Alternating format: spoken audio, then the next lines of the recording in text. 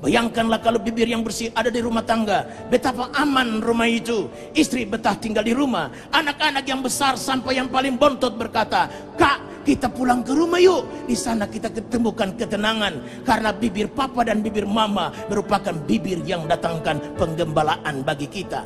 Bukan bibir yang berkata, "Hei anak kurang ajar, angkat kaki tinggalkan rumah ini." Tidak perlu kau suruh, karena dia bisa tinggalkan rumah sendiri.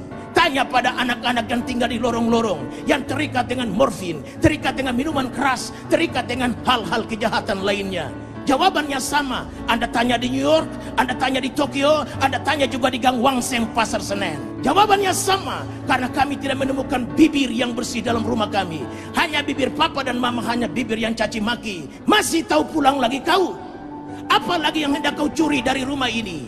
Mesin jahit lagi kah? Tape recorder kah lagi hendak kau curi? Untuk kau habiskan hanya untuk berfoya-foya? Itu tidak dikatakan bapaknya. Bagi bapaknya, anaknya lebih penting dari pelanggaran yang dia buat. Apalah arti nilai uang yang dihabiskan anak itu dibandingkan dengan dirinya sendiri? Anak bagi bapak lebih penting daripada uang yang dimilikinya. Tapi bukankah bagi banyak kita, uang lebih penting dari anak kita?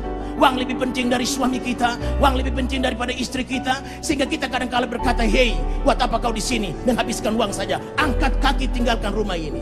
Banyak kali kita hanya bercerai karena uang, bercerai hanya karena hal-hal faktor X yang sebenarnya tidak ada pada Alkitab. Tuhan, jamalah aku dengan api dari sorga, supaya aku memiliki bibir yang bersih. Tuhan Allah memanggil kita jadi pendeta. Pasti surga telah memperhitungkan.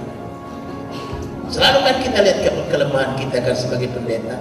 Aku kan cuma manusia, ngoroknya gede, makannya banyak. Kita nggak pernah melihat bahwa Tuhan tidak salah pilih, Tuhan tidak salah panggil. Kalau Tuhan panggil kita sebagai pendeta, panggilan kita tidak perlu spektakuler. Artinya kilat sambar menyambar, pohon sukun tumbuh, pohon mangga ikut-ikutan, lalu genteng copot tiga, eternit lepas, sinar besar turun dari langit, pasti tidak. Suara Allah menggeletar sampai ranjang terangkat turun lagi, terangkat turun lagi. Suara Allah berkata, "Hei Yakob, hambaku, aku memanggil kau menjadi pendeta." Tidak perlu setiap orang dipanggil dengan cara macam begini, dunia menjadi kacau. Gereja adalah pusat training untuk mempersiapkan hari kedatangan Tuhan yang besar. Karena dalam gerejalah kita saling menguatkan, dengarkan firman, berdoa satu dengan yang lain. Mungkin diberikan kesempatan untuk suami mendoakan istrinya, istri mendoakan suaminya, bergandengan tangan menghadap Tuhan dan berseru waktu berada dalam gereja. Karenanya biasakan diri supaya suami istri duduk berdekatan di dalam ibadah kepada Tuhan. Tidak duduk dengar firman lalu saya waktu dengar itu firman buat lo, bukan untuk gua. Jangan kau melihat selumbar di mata orang, sedang balok di matamu kau tidak nampak. Jangan membiasakan diri untuk menghakimi orang, tapi rasakan apa yang dia rasakan. Menangislah dengan orang yang menangis dan tertawalah dengan orang yang tertawa. Itulah firman Tuhan.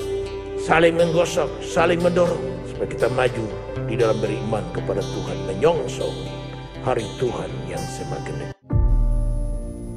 If you have faith, you can move whatever happen. It doesn't matter we are living in the world like this, but we just walk on the water. If you want to walk on the water, you have to come out from your boat. And your boat is maybe the comfort zone that I'm talking about, or your proudness, or the one something that you create by your own idea. But if you rely according to the Bible, you will see the miracle one after the other. You can see the helping hand of God. Believing in God, have faith in God.